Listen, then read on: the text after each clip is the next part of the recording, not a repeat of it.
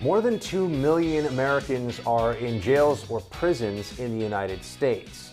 American Prison by investigative journalist Shane Bauer documents his time working as a prison guard and illustrates how prisoners are treated.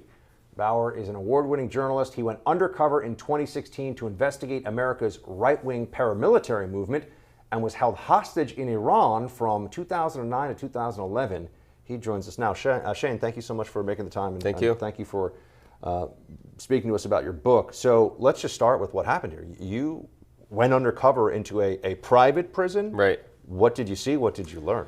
Well, first I just applied on the website, corporate website for the company, filled out my application, used my real name, and within a couple weeks I got hired. $9 an hour job working as a prison guard in a medium security prison in Louisiana. And I spent 4 months there. It was a very intense job. I went through a month of training. I saw a lot of the ways that the company kind of cuts corners, to save money. One way was the low pay for guards. The prison was very understaffed. There'd be about 25 guards for 1,500 inmates. I met a man who had lost his legs to gangrene after 4 months of complaining to the infirmary about his intense pain and asking to go to the hospital. But the thing is, if the company sends somebody out, they have to pay for it.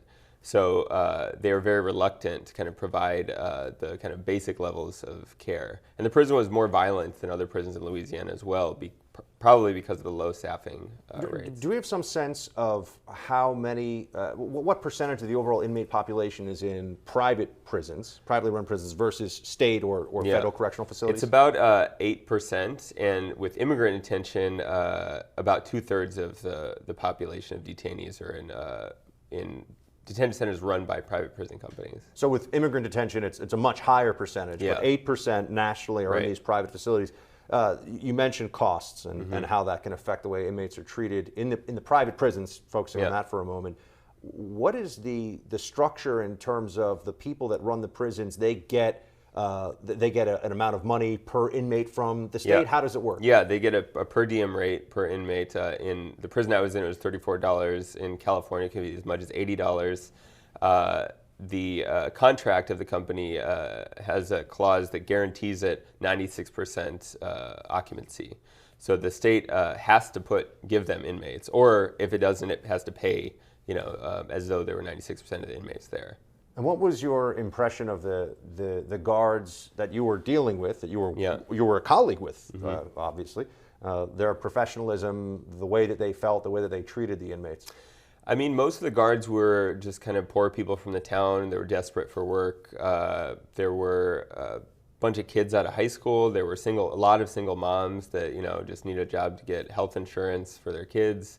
Most of the people I went through training, I wouldn't say had some kind of sadistic motive to work there. They just needed a job, and generally, I think, wanted to be kind of humane and be good people. But once you get on the job, and speaking for myself, I saw myself change quite a bit.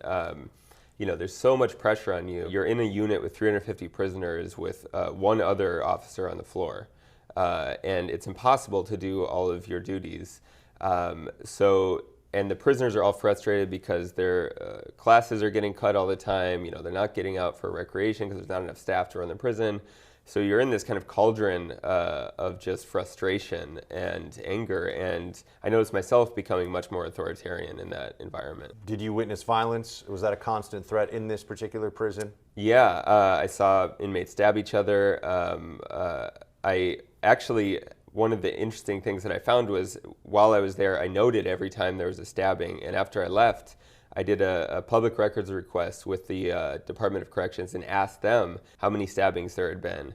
And the number they gave me for the entire year was lower than the number that actually occurred in the 4 months I was there. So the company seemed to not have been reporting the levels of violence. So this is one of the reasons that I thought it was so important to go undercover, because even if you can get access to these records, which is very difficult, you still don't know, if they're accurate, because the company is essentially cooking the books. Are facilities run by, again, state or federal government generally better in terms of the treatment of inmates? I mean, I know we're talking about 50 states, tons of facilities, but are there some private prisons that, from your research, are outliers that actually are more efficient, better conditions. What can you tell us about how that matches up?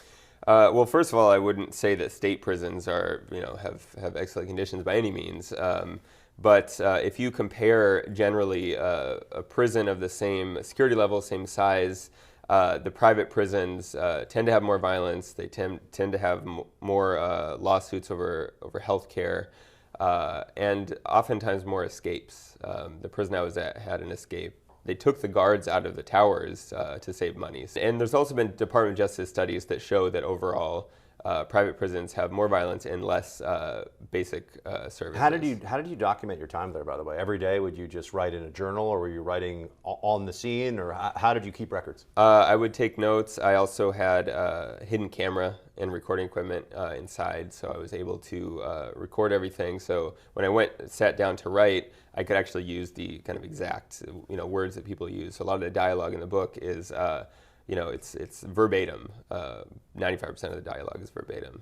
And if you were able to speak to the folks in government who actually might be able to do something about this, what would you tell them? What would you want them to know about certainly how this private prison and others like it are being operated right now, and the kind of reforms that you would want to see? I mean, there have been studies over and over again since the 80s showing that the conditions of these prisons are worse. There are just endless lawsuits. And the fact is that if these private prison companies were regulated that brought them to the point that they're providing at least the same services as public prisons, which are very minimal already, then the whole purpose for them existing would no longer be there. I mean, I think that it's very hard to justify the existence of these companies. Once they're providing the same level of services, they're not going to be saving the state's money, and they're not going to be making money themselves. It's kind of an unworkable system, and that's why at the end of the Obama presidency, he actually announced that the federal government would stop using private prison companies. The stock price of the company dropped by half when he made that announcement. And when Donald Trump was elected, it rose higher than any company in the stock market. One detail that I believe is in the book is that you were told during training that if you were going to break up a fight among inmates, which people think of as prison guards, that's a primary mission, is to prevent violence between the inmates. You were doing so at your own risk? Yeah, that was a common theme in training. It was almost like they were teaching us about protecting the company's liability. So my second day of training, the instructor asked us, "What would you do if you saw two inmates fighting?" And people said, "Break it up." And he said, "What your job is to tell them to stop fighting, and that's it." He said, "Don't get in the middle of them." He said, "We're not going to pay you that much." And I remember exactly what he said. He said, "If these fools want to cut each other, happy cutting." Because if we get in the middle and we get hurt, then that is another... So it's all just thought of in terms of financial liability across the board. Yeah. And I assume that's also true not just of healthcare, but of food, of the sanitary conditions, of the actual lodging or housing of the inmates. And we were actually told in training that part of our job is to deliver value to the shareholders. So you were a part of the profit motive then, Yeah. Therefore, as prison guards. Yeah. Your first priority was not even for the safety of all in the facility, It was actually to drive profit. This is astonishing. Do you think that there's any desire or any possibility of getting something from Congress to change the whole notion? I think part of the problem here is that people don't even know that this exists. I mean, I think if you were to ask most Americans, are there private prisons, they would say no. Yeah. Has this been around for a long time, and is there any will to change the basis for this? Well, like I said, it was reversed under the Obama administration. It was ended. And then so there were no private prisons? No, the Obama Justice Department said that they would not renew their contracts for private prison companies on the federal level. And then shortly after President Trump was inaugurated, but he what reversed about the state level, though? I mean, there's a lot of these that are state facilities, I assume. States right. are the Most ones of them trying are to save money. They're facilities. mostly state facilities. Yeah. So what's going on there? So it's still a state-by-state issue.